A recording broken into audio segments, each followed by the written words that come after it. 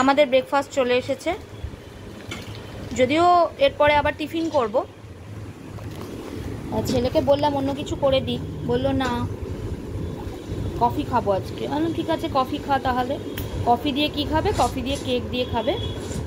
ওই জন্য এই যে আমাদের চলে এসেছে কফি আর কফি দুজনের, মা ছেলে। আর এই যে আমাদের দুজনের কেক।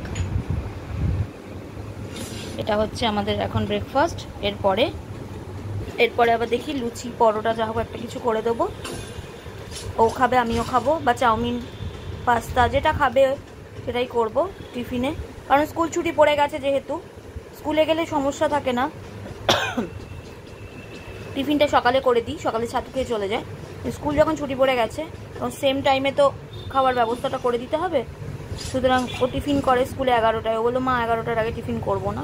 ঠিক আছে, দিয়ে দুপুরে এবার রান্না বান্না করব। কি করব সেটা দেখো, আর আজকে কি আছে সেটা দেখার জন্য পুরো ব্লগগুলো দেখতে হবে। টাটা।